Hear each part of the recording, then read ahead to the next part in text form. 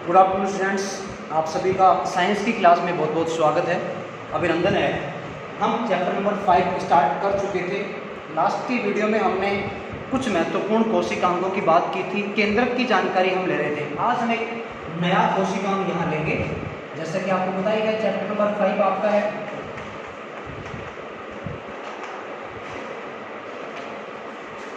जीवन की आधारभूत इकाई।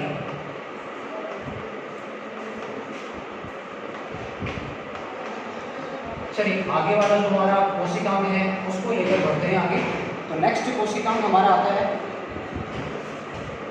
नेक्स्ट कोशिकांग हमारा है माइटोकॉन्ड्रिया।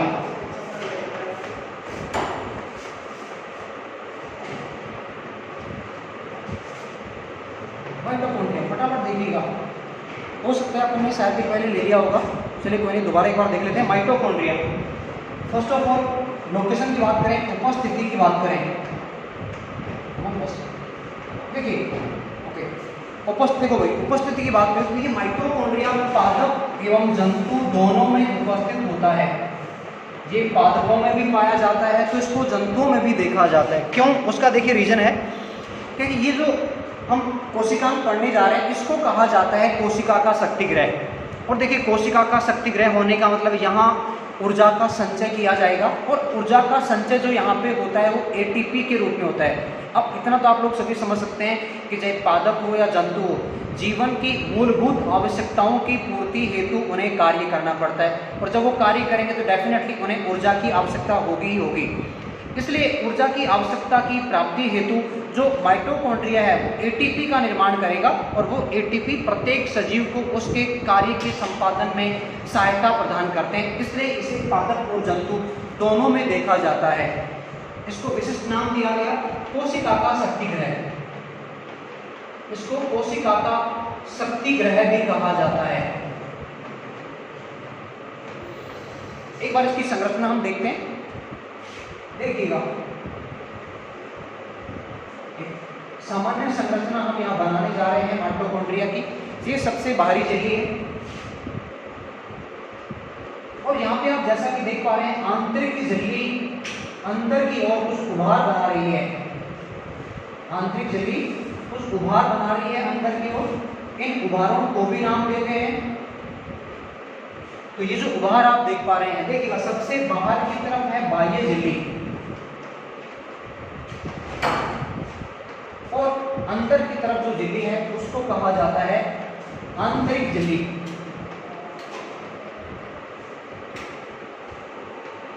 अब जैसा कि आप देख पा रहे हैं आंतरिक झिल्ली अंदर की तरफ कुछ अंगुलीनुमा प्रोजेक्शन बना रही है, अंगुलीनुमा प्रवर्ध बना रही है, और इन प्रवर्धों को हम नाम देते हैं क्रिस्टी। इनको क्रिस्टी कहा जाता है। देखिए क्रिस्टी जो है विशेष प्रकार के कणों युक्त होती है। विशेष प्रकार के कण जो यहाँ पे हैं इनको हम विशेष नाम देते हैं। आप देख पा रहे हैं कण यहाँ बनाए जा रहे हैं, और इन कणों को हम नाम देते हैं F1 कण। इनको F1 कण कहा जाता है। इनको एक नाम और भी दिया जाता है, ऑक्सीजोम्स भी इनको कहते हैं।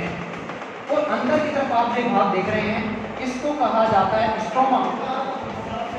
इसको हम कहते हैं स्ट्रोमा। स्ट्रोमा में ही एक केंद्रीय संरचना, जैसा कि आप देख पा रहे हैं, इस केंद्रीय संरचना को हम नाम देते हैं डीएनए। यानी माइटोकॉन्ड्रिया में भी डीएनए की उपस्थिति देखी गई है।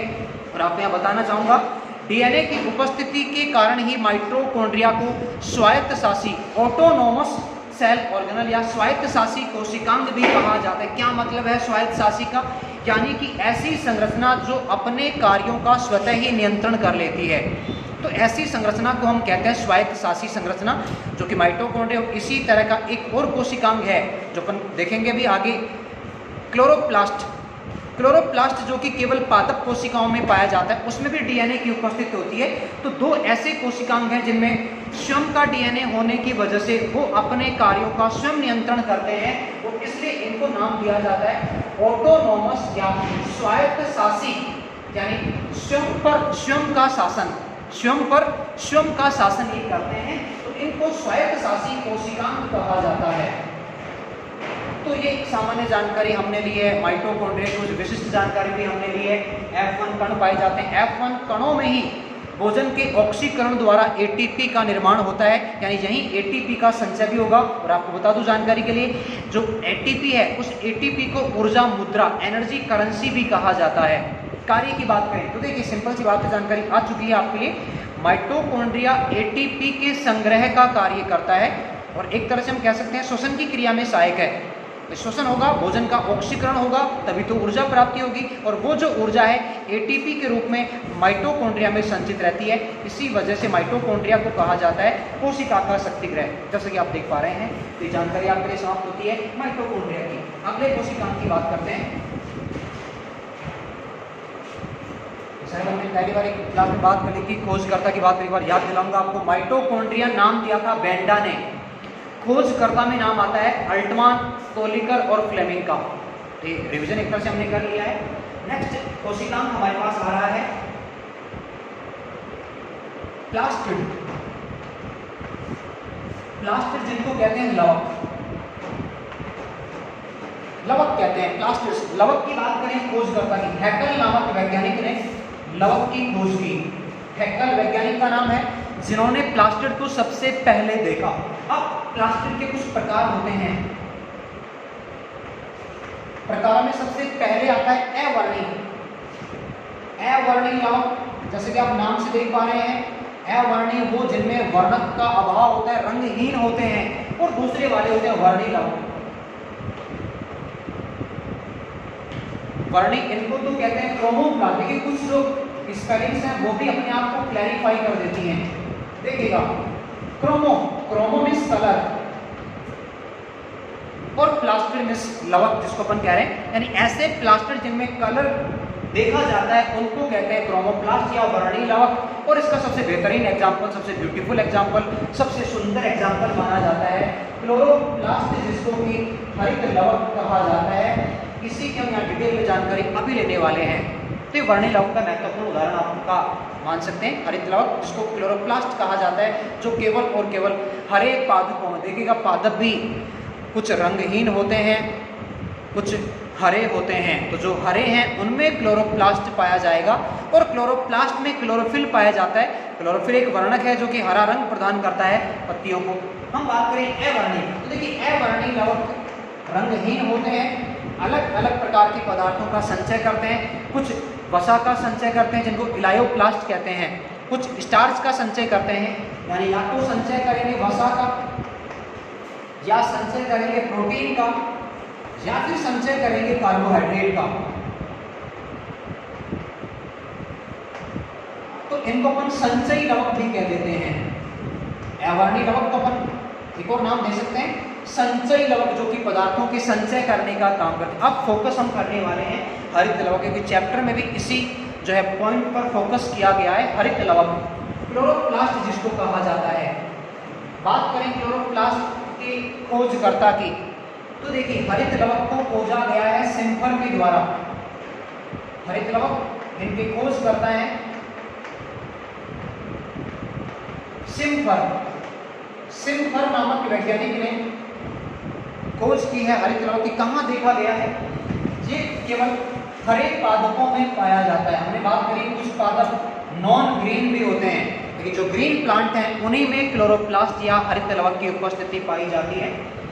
तो ये बात करी हमने यहाँ पे खोज करता। बात करते हैं स्ट्रक्चर या संरचना की बात करते हैं। देखिएगा संरचना कुछ इस तरह की होती है।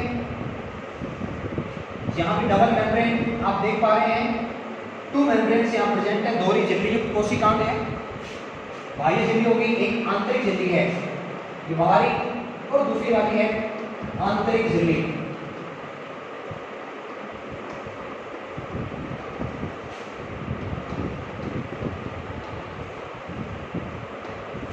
बाहरी झिल्ली, आंतरिक झिल्ली। अब देखिएगा जो आंतरिक भाग, उस आंतरिक भाग में जिस तरह सिक्के की ढेरी होती है, हिप्स ऑफ कॉइन्स, सिक्के की ढेरी की भांति कुछ विशिष्ट संरचनाएं पाई जाती हैं। ये संरचनाएं एक दूसरे से कांटेक्ट में बनी रहती हैं, जुड़ी होती हैं। इन विशिष्ट संरचनाओं का नाम दिया जाता है थाइलेकोइड। इनको हम नाम देते हैं थाइलेकोइड, जो कि क्लोरोप्लास्ट की हरित लवक की महत्वपूर्ण संरचना मानी जाती है। और थाइलेकोइड मिलकर बनाती है ग्रेना।